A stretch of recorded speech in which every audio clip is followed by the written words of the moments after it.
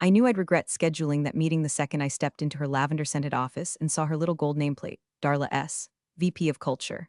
Culture, my ass. The only culture Darla had was a petri dish of entitlement, carefully cultivated in her husband's shadow and fertilized by corporate nepotism. She was propped behind her desk like a toddler in a high chair, all fake pearls and performative empathy, nodding like she was listening but clearly just waiting for her turn to talk. I came prepared, 7 years of receipts. Literal ones, actually. I had hard numbers, cost savings I'd implemented, regulatory nightmares I'd dodged for them, code patches I'd written myself at 2 a.m. that kept the damn platform from falling apart during the last audit. I wasn't asking for the moon. I was asking for equity with a junior analyst who still confused VPN with GPS. She gave me a tight-lipped smile that made me feel like I was asking for a kidney. Then she leaned back, twirled her pen, and said, "It's not the right climate for raises, Joyce." I stayed quiet. I've learned there's power in silence, especially when someone expects you to grovel. But then came the kicker. She closed her little leather notebook, pushed it aside like I was crumbs on her desk, and added, "Be thankful you still have a job." That's when something inside me didn't just crack, it calcified. I sat there for a second too long, nodding like a bobblehead on lithium, letting her think she'd won something. I knew better than to argue. She wanted a reaction. Tears, a speech, maybe even a slammed door. I gave her none of it, just a calm smile and a thank you for your time. The truth, that moment didn't crush me. It clarified things. I wasn't invisible. I was underestimated. Again. And before we go any further, hey, real quick, if you're listening to this and haven't hit that subscribe or like button yet, give it a tap. 90% of folks don't, and believe me, it really helps the team keep this going. Plus, it's cheaper than therapy and way more satisfying. Now, back to Darla's lavender layer of passive aggression. When I walked out of that office, I didn't cry. I didn't vent. I went back to my desk, pulled up a blank doc, and started a new file titled Contingencies. Because what Darla didn't know, and what made her little power trip extra amusing in hindsight, was that half of this company ran on a system I built. Not suggested, built, from scratch. She didn't know that the compliance framework keeping our entire ops legal, mine. That the backend logic powering our contracts and international vendor workflows, mine. And she definitely didn't know that 2 years ago, during one of her husband's strategic tax maneuvers, I agreed to license that very platform under a temporary LLC for optimization purposes. His idea, my paperwork. It was supposed to be temporary, just a structure to move things around cleanly during a merger.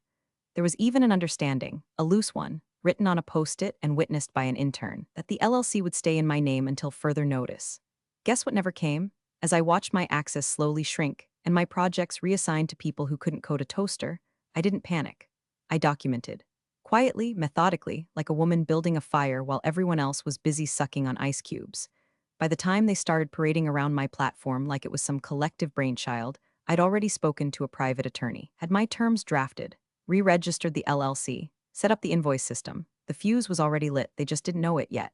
The first thing they took was the calendar invites. No warning, no hey, we're pivoting the team structure, just silence where meetings used to be.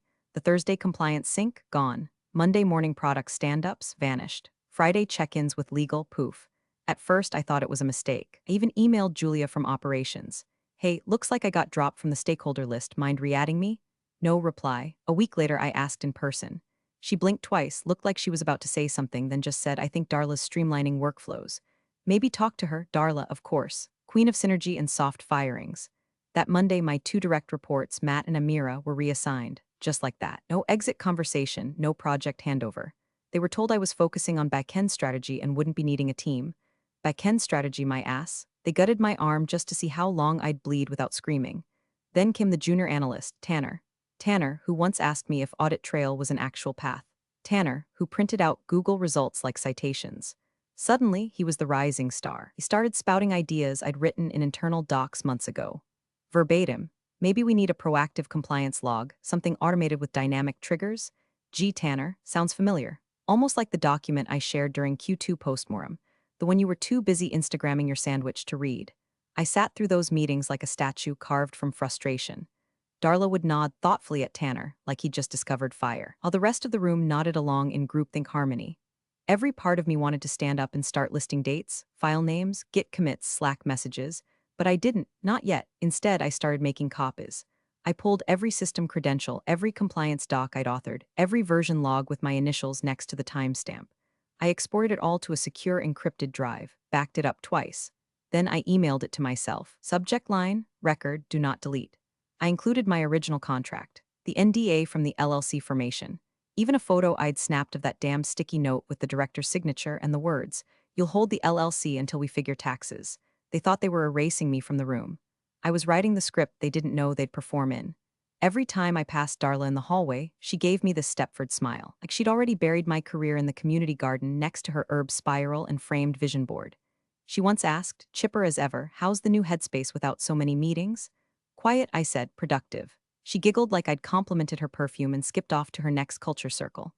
They thought stripping my visibility meant stripping my value. But I don't work for applause. I work in the shadows. And shadows remember everything. I didn't tell anyone, not friends, not coworkers, not even my sister. What was there to say? Hey, I'm being slowly excommunicated by a woman whose greatest innovation was scented break room candles? No, this wasn't the kind of war you fought out loud. This was siege warfare. And I was building catapults behind the walls. The email subject line alone made my teeth itch. Seedling new synergy review process, let's grow together. Darla had apparently decided what our company needed wasn't better infrastructure or less burnout. It was mandatory team synergy reviews, a phrase that sounds like it was invented by a sentient kombucha SCOBY. According to the rollout deck, which included a slide titled Empathic Disruption, we'd all be assessed quarterly based on how well we cultivated warmth and participated in collaborative optimism. I'd spent the last 7 years preventing six-figure compliance fines and rebuilding a legacy platform duct-taped together by someone's nephew in 2011. Now my job security depended on how often I used exclamation points in Slack. You ever seen a woman with 2 degrees and a six-figure infrastructure portfolio get a needs attitude adjustment rating? I have. Me. In the little review form, my manager, Reed Darla, wearing her manager hat this week, wrote, "Joyce is highly knowledgeable but can come off as detached and unapproachable. We'd love to see more playful energy in her contributions." Playful energy. Lady, I'm 1404 error away from setting this entire company on fire with a stapler and an old Ethernet cable. But sure, let me work on my vibes. The real kicker came 2 days later when I tried to run a routine system check on our third-party vendor compliance logs and found myself locked out. Permission denied. I refreshed. Tried again. Denied. 20 minutes later, one of the interns pinged me. "Hey, do you know why our vendor compliance log is blank?" Of course it was blank. That system ran through me. Literally. I'd written the core logic, API hooks, and dynamic logging myself. They thought they could remove me from the systems like I was an expired password, but they forgot the systems needed me to function. I didn't reply to the intern. I just logged the failed audit in a spreadsheet labeled control points, added the date and time, and tucked it away in my contingency folder. From that point forward, I turned every failure into ammunition.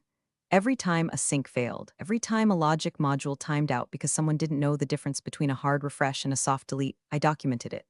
I opened a new file titled Legacy System Dependency and began listing every component I had built, authored, or repaired.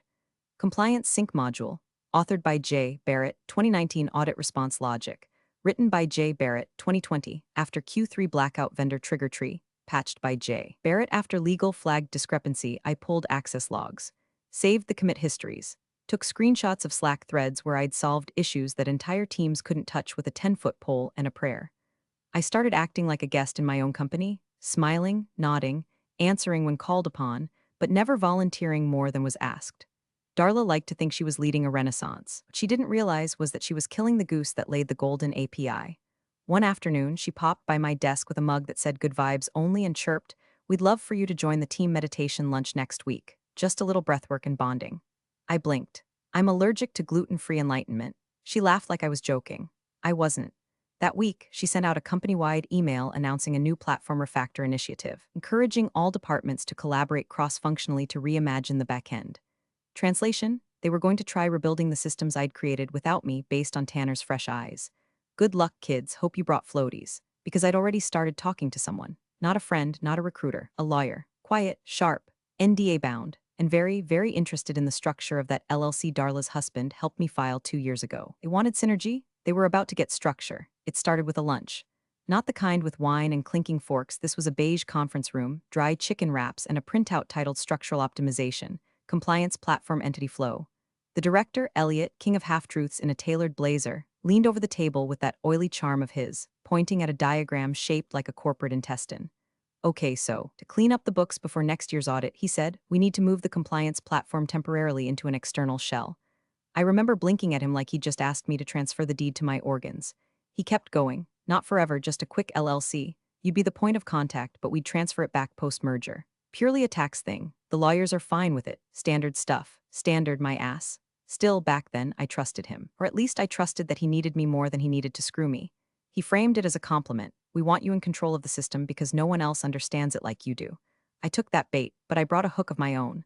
I told him I'd agree on paper, so long as the LLC remained in my name until the ownership was officially transferred.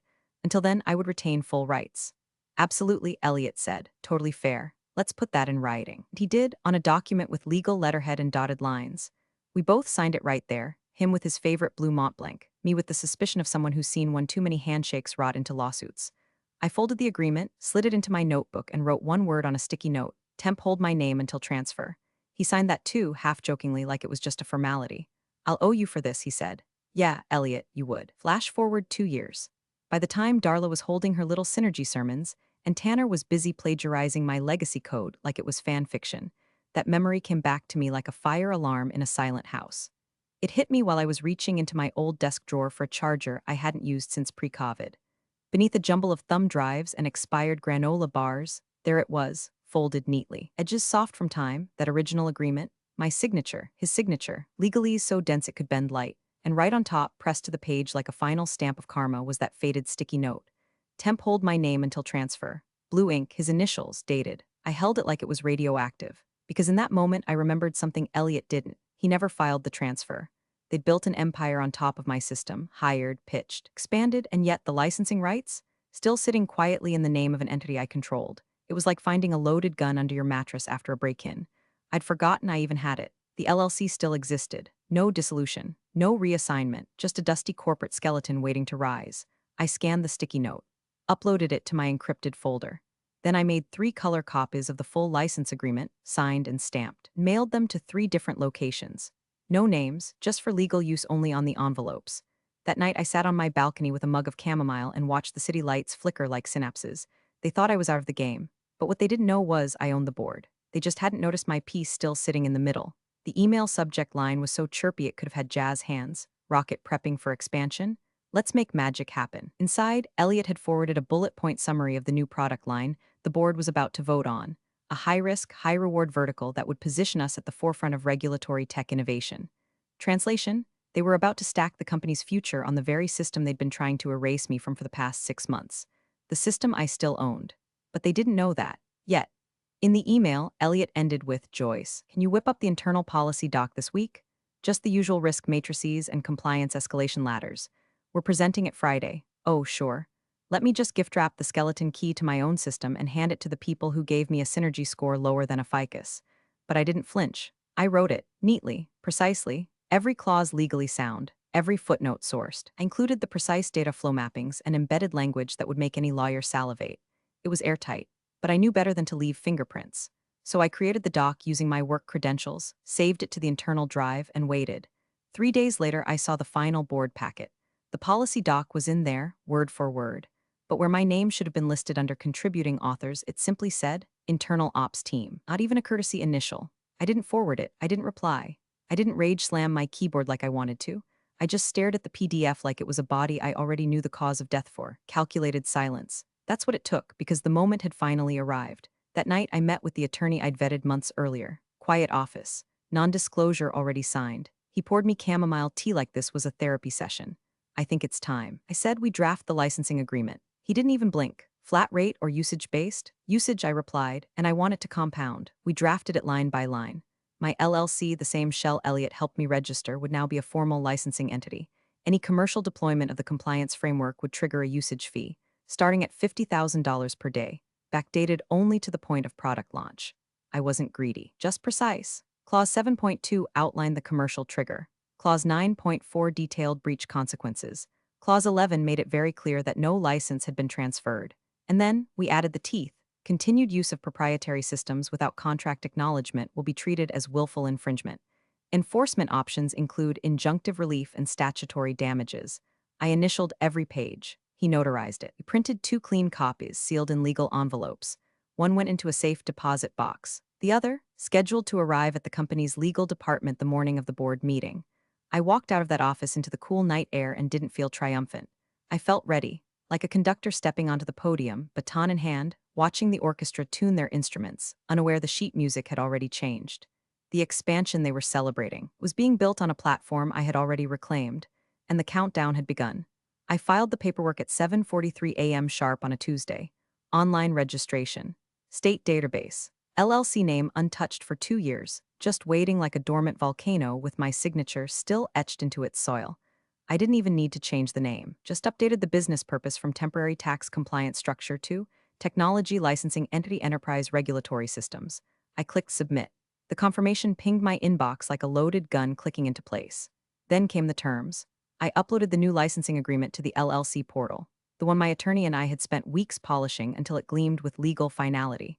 Usage fee, $50,000/day. Trigger, commercial deployment without active contract, breach penalty, immediate cease and desist notice, enforceable via civil injunction. I wasn't bluffing. I wasn't posturing. This wasn't some empty HR complaint about being undervalued. This was ownership, on paper, on record. On the very damn server their expansion depended on. They'd paraded around my system like it was communal property. Like they could just copy/paste my life's work into a PowerPoint and sell it to the board with a bow on top. So I sent the invoice. Quietly. Not to Elliot, not to Darla. Certainly not to Tanner, who was probably still Googling what intellectual property meant.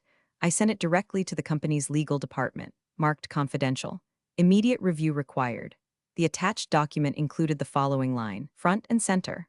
Ongoing commercial usage of the J. Barrett Regulatory Platform, V2.3+, is subject to contractual terms per updated licensing policy, effective immediately. The invoice itself was clean, no emotion, just numbers. 1 commercial deployment event, $50,000 days in use projected, 1 payment due. Upon receipt and just to be polite, I included a line at the bottom. If you believe this invoice was sent in error, please refer to the original licensing agreement signed by Elliot M. Dated March 7, 20XX. Then I scheduled the email, not for Tuesday, not for Wednesday. Friday, 9:03 a.m., 3 minutes after the board meeting was scheduled to begin, because I knew something they didn't. Legal doesn't sit in the room until things get real. Nothing screams real like a $50K/day surprise landing in your inbox mid-presentation. Friday arrived with terrifying normalcy. Darla walked around in a dress she called boardroom playful, holding her favorite lavender clipboard and a thermos labeled Hustle Juice. Tanner wore a blazer 2 sizes too big, probably borrowed from his dad. He cornered me at the coffee machine. Big day, huh? I smiled. Sure is. They thought they were heading into a coronation. I knew it was a reckoning. Legal was quiet that morning, too quiet. No chatter, no printer noise, no candy wrapper crinkling behind the cubicles. Then, around 10:12 a.m., the silence cracked. An internal message pinged someone in IT. Can you confirm the system backbone we're deploying is the J. Barrett platform? 5 minutes later, another ping. This time to finance. Did we ever finalize the licensing transfer from the original LLC? Can't find documentation. By 10:30, I saw the doors to the legal conference room close. No noise came out. No one came in. I didn't even need to attend the board meeting, because at that moment they were scrambling. They were finally asking the one question they should have asked 2 years ago. Who owns the tech and legal? They had the answer. They'd pulled the registration, the notarized contract, the absence of any transfer filing. The LLC still active, still mine. That was the turning point. Not a fight, not a confrontation. Just a fact. Quiet, heavy, irrefutable.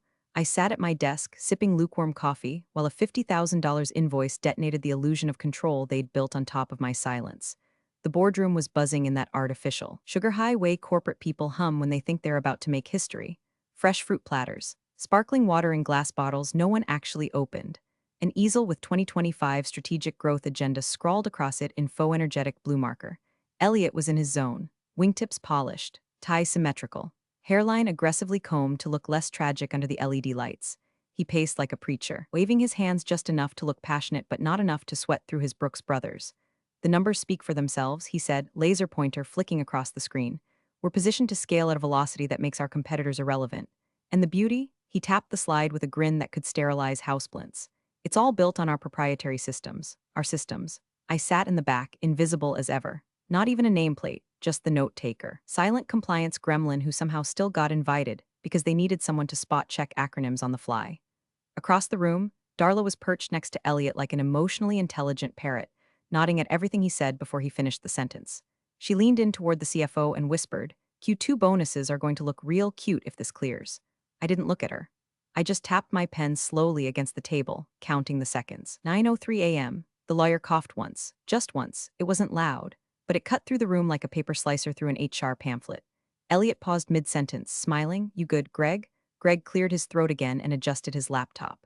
No smile, no eye contact, just the voice of a man who had already gone through all 7 stages of legal grief in the past 20 minutes. Before we proceed with final approval, he said, there's a licensing matter we need to address. The oxygen left the room. Elliot chuckled, like this was all just a bureaucratic speed bump. Licensing? Oh, that must be about the vendor integration clause. Yeah, we've got that handled. It's our platform. Greg didn't blink. Elliot tried again, this time with that diplomatic charm offensive he used on investors. Greg, if this is about the data tools, those are in-house, built right here. Our systems, our team, our. Greg finally looked up. Who owns the tech, he asked. Elliot laughed, a full laugh, palms up like, come on, guys, what do you mean who owns it? We've built on it for years. It's internal IP. The backend logic is housed on our own infrastructure. Hell, we moved it into ops during the last restructuring, Joyce. Didn't we move it under ops? I didn't answer, because that question wasn't meant for me. He was asking the room, asking legal, asking the universe to validate the fantasy that he was still in control. Greg turned the laptop toward him. One file open, one tab, a licensing agreement, dated, notarized, and staring Elliot dead in the face like a ghost he forgot to bury. And just beneath it, the name of the active LLC owner. My name. Elliot's lips parted. No sound came out. Darla leaned forward to see the screen and made this tiny squeak in the back of her throat. Wait, isn't that some kind of placeholder? That's not real. Greg's voice was calm. Surgical, it's valid. The LLC registration is live and there's no record of a transfer, which means all commercial deployment tied to the compliance framework now in use is subject to the terms outlined in this agreement. Silence. The kind of silence that doesn't breathe, it waits. Elliot's smile slipped off his face like wet paint. He looked at Greg, then at the board, then at me. I didn't flinch because this wasn't a surprise. It was an arrival, and he was just now realizing who had been waiting at the station the whole time. The laptop screen glowed like it had a soul. Just one page, one name. Greg didn't say anything at first. He simply swiveled the laptop around, the hinge creaking under the weight of what was coming. Elliot leaned in, still wearing that twitchy half-grin CEOs slap on when they think they've got a grip on things. That smirk lasted about 3 seconds, then he saw it. J. Barrett Regulatory Systems, LLC, License Agreement Effective, March 7, 20XX, signed by Joyce Barrett, co-signed Elliot M. I watched his face freeze like a hard reset. He blinked once, twice. The smirk didn't fade, it died, rotted right there in real time. Across the table, the board chair, a man who usually kept his input to eyebrow raises and strategic sighs, leaned forward slowly. He didn't speak. He just stared at Elliot like he was waiting for him to finish choking on his own ego. Darla squinted at the screen like the pixels were lying. Her mouth opened slightly, as if preparing to release another condescending chirp. But instead she stammered, this can't be right. Isn't this some kind of placeholder? Or an early draft? Greg finally responded, not to her but to the room. This is the executed licensing agreement filed with the Secretary of State, along with the notarized signature pages. There is no record of transfer, dissolution, or internal reassignment. He paused. That LLC still exists. It is the sole rights holder of the compliance system the company's expansion depends on. No raised voices. No finger pointing. Just silence. And not the good kind. The kind that creeps up your spine when you realize the elevator cable has snapped and the fall has already begun. Elliot swallowed, hard. But we've been using that system for, Greg cut him off almost gently. Without a valid license, yes. Darla's eyes darted between faces, looking for someone to throw her a rope. But it's been 2 years. Joyce worked here. Doesn't that count for something? I tilted my head, finally speaking for the first time all meeting. Depends. You mean legally or ethically? She flushed, said nothing. Greg closed the laptop softly, as if sealing the tomb. Then he slid a fresh folder across the table. Per legal protocol, we're advising the board to suspend any forward motion on the expansion until this is resolved. In the meantime, the company is considered in breach of licensing terms. The chair didn't argue. He didn't blink. Just leaned back, interlaced his fingers, and exhaled like a man who'd just been handed the first honest piece of paper in months. I sat still, hands folded, the pulse in my neck finally slowing. Not gloating, not grinning, just seen. After months of being sidelined, erased, and turned into a ghost behind her own architecture, I was now the most real thing in the room. And the irony, they had all done it to themselves. They'd cut me out, stepped over me, stripped me of meetings and titles and fake awards for culture alignment. But they forgot one thing. Ownership is not about applause. It's about receipts. And mine just lit the fuse. The board reconvened after a 20-minute recess that felt like a war council wrapped in a panic attack. I didn't get up, didn't need to.